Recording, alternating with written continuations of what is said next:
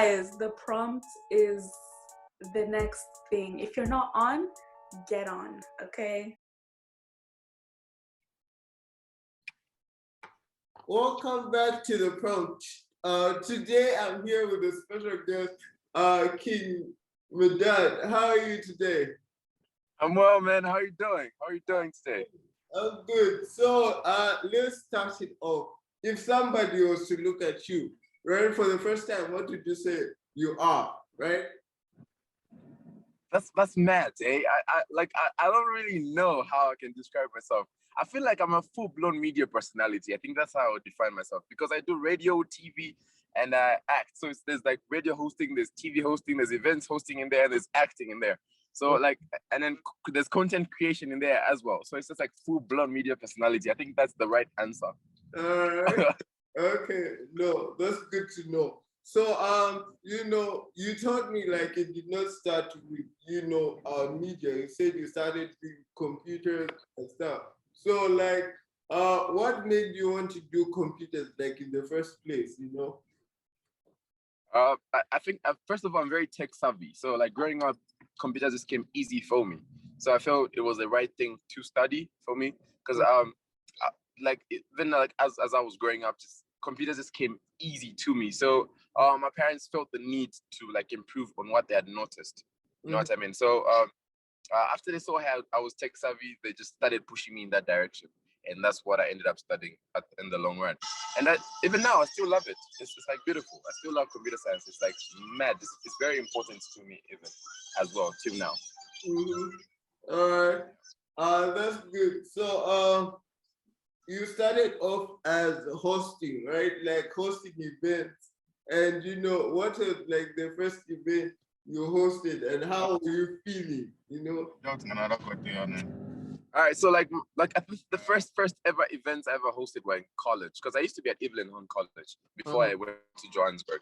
Yeah, so I used to be at Evelyn Horn College, and at the first events I would host. Okay, let's spin it back to St. Clements when I was still in high school. I would host those variety shows. You know what I mean? I didn't know it was building up to what I do now, but it was I used to do that for fun. And then fast forward Evelyn Horn, or whenever there's like a pep rally or whatever, I'll be the guy that does the hosting. You know what I mean? And then eventually, while I was still in college, Dreams, there was a show called Dreams Talent Search. They were looking for a host, so I decided to audition online. So I sent in a video, and then they invited me over. And there were like 50 people shortlisted, and out of 50 people, I ended up winning the gig. And that's how I just found myself in the business without realizing I entered the business. Wow, Yes. So, of course, for me, it was just for fun. You know what I mean? It was like, oh, this is dope. I'm just basically talking and they're giving me money. So for me, it was just like fun like that. You get me? So like, did you like read the script or you just say, how did you audition for that? Because I know that now the auditions were quite crazy. So there was no script. It was basically there was no script, there was no prompter. All you gotta do is you're given a concept to work with. Okay. So they gave you a scenario, and then from the scenario you had to create a whole gig in your head and then present it to the judges, and that's how it works. So my scenario was you're about to evict someone. How do you deliver those lines? Yeah, and I did it very because I remember my audition was exactly 1 minute. 1 minute. Yeah. And then after I left the room, the next person's audition was like 8 minutes. After the next person was like 10. So I was like, what the hell did I just do in there? I was in there for 1 minute. And everybody else is doing it more. And I was like, this is mad. This is really mad. But then I ended up getting the gig, and it was like a really, really beautiful moment for me. No, I mean, it just shows that you have to be smooth with it in the moment. You can't be doing too much, but just do it right, Big facts. So like, what opportunity came from that? Was it like where you started doing radio, or radio came from somewhere else? So one of the judges on Dreams is currently the owner of Power FM, where I work now. So even when we were shooting Dreams, he told me, you've got a radio voice, hey? I said, I don't know what that is, man. He legit told me a bunch of times, you do know you've got a radio voice. So when I left computer science, that's the first thing I went. I went to Mr. T's office and told him, hey, so big man, this is what's up. I'm not doing anything right now. You told me I've got a radio voice. Let's make this happen. It happened just like that. Just like that. So obviously, everything that's happening in my life right now is interlinked. It's linked to something that I had done previously. And that's why I always emphasize on building relationships. And relationships are always important because you never really know what's going to happen tomorrow. You get me? Yeah, I get you, you know. So like, do you remember like your first day on radio? Like, how was it like? Were you like nervous, or you alone, or you did it with some? So what's even crazy is my first day on radio, I wasn't even a radio personality then. So I used to work for Power TV. I used to work for Power TV part-time before I started working for Power FM. So I had a Power TV gig. And then this one fateful day, I was waiting for the big man to come in. Yeah. So while I'm waiting for him to come in, KJ tells me, KJ is one of the radio hosts I work with. He tells me, yo, what are you doing? While you wait for the big man, come and hang out with me on radio.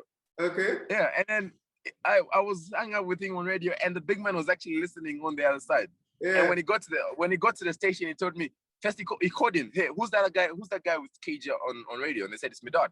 And then it's like, okay. And when he reached the station and he got to his office, he called me, yo, Mike. So I heard you on the radio, so you start work tomorrow. That's how I started, bro. Wow. I kid you not. That's how I started. You know, God works in mysterious ways, you know. I tell you, it's mad.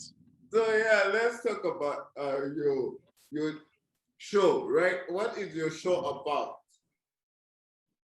So my show on radio is basically about Zambian music. So my dad growing up used to play a lot of Zambian music. So I have a firm foundation in Zambian music. So my knowledge on Zambian music is quite firm.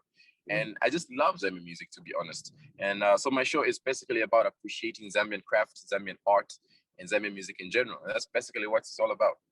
Because I love and appreciate Zambian music. So every day from 12 to 15, Monday to Friday, I play Power 91.3 FM.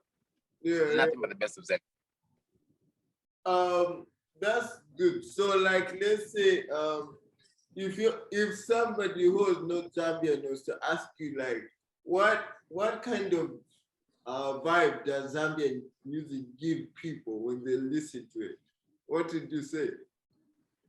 It's a mad feeling. Like Zambian music is evolving every day and it's becoming better, in my opinion. I feel like it's becoming like a craft that we can sell to the rest of the world. Yeah. Because it makes you happy, man. You can be in a really, really bad mood and you hear it and then a Kiss song and you just vibe to that. You can be really, really down and you listen to Yo Mops and it picks you up. And literally there's a song called Pick Up, which is really dope. You know what I mean? Yeah. Zambian music is mad. I feel like a lot of people that pretend not to listen to Zambian music or have been sleeping on it are missing out on a lot. Because I feel like it's mad. It's mad. It's fire. So would you ever become an artist yourself? If I could sing or rap, I would, but then I don't have it like that. Okay, but then let's deal with that angle for a bit, right? Like, you know, there are a lot of mambo rappers and all these weird people. So what makes you think you cannot do it? If there are people who are, you know, doing all that? Because I've seen my boys do it. Like I've seen Bobby East do, because me and Bobby East are from the same neighborhood. I've seen Tishan, J.O.B., all of these people are from my neighborhood. We come from like the same background, you know what I mean? And I've seen them do it. But then doesn't mean if my friends do it, I have to do it as well. I don't think, in my life, I don't think that's how it works. In Zambia, we've got this really, really bad habit of whenever we see someone do something successful, we feel the need to do it as well. But if it's not your calling, it's just not your calling. You get? And I feel like music for me isn't one of them. My calling in music is me playing it, not me making it. Like I can play up, like I can produce it. I can play because I play the piano and the drum, but then I don't have that the vocal ability. You get me? So I stay in my lane. So I just stay in my lane because I know my abilities and I don't I don't want to infringe it. So like, let's say on a scale of 1 to 10, how good are you at playing the piano?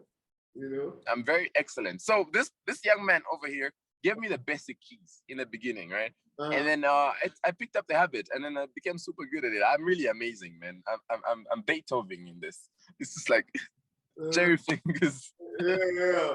So like, let's say, how long did it take you, like the progression to learn that, you know? So what's funny is I had to learn abruptly because at some point I used to play in church as a backup pianist, and then at some point the lead pianist left. So I had to jump into big shoes real quick. So it took me like under a month to like perfect the skill, because I had no choice but to. So yeah, so I feel like that pushed me to the maximum edge, and I became at least better at it. Like right now, I think I can confidently say I can play piano. So like, let's talk about your audience. Like you said, you have a big female audience. So how has that been like? You know, because I feel a lot of people are in your business. Like, yo, who are you, Jason? You know? It's crazy, but I love and appreciate each and every female that follows me, man. Because obviously the population of Zambia has got more females than guys, and it's nice. And this industry we're in is a numbers game, and I appreciate each and every one of them. But sometimes it gets a little bit overwhelming. You know, like people want to be in your business, and I don't know who you're with. I love. I only now can then put it in words, but I appreciate every single support I get, regardless of what gender it's from. All right, so now, let's switch it up a bit. So let's talk about acting. You act in Zua, and you know, how did that opportunity come about? So this opportunity came via. So I used to. I went on a date on a reality dating show, which is called Date My Family, and then as luck would have it, one of the directors of Zuba right now, the director Owas Mwape, was watching, and he hit me up on Facebook after my episode aired because it was such a great episode that it had people engaged, right?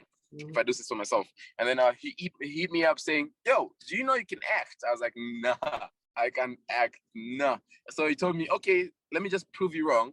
How about you come for a screen test?" So I got invited for a screen test, and then the first day I did my screen test, the producers of the show decided to keep me. As luck would have it, they just decided, "Hey, I think you're good for this character." In the beginning, I didn't even have a name. I was designer one. Wow, with no name. I didn't even have a name. I was just like an extra. I was designer one. And then from the performance I delivered is what led to me having the role I have now. So it's basically about relations and how you relate with the crew, the cast, and basically how you deliver your lines. Yeah, and that's what led me to where I'm at now. So without Dead My Family, I don't think I would have been on Zuma. So I also appreciate that show as well. So now, you know, I asked you, like, what are some of the challenges that you face when acting?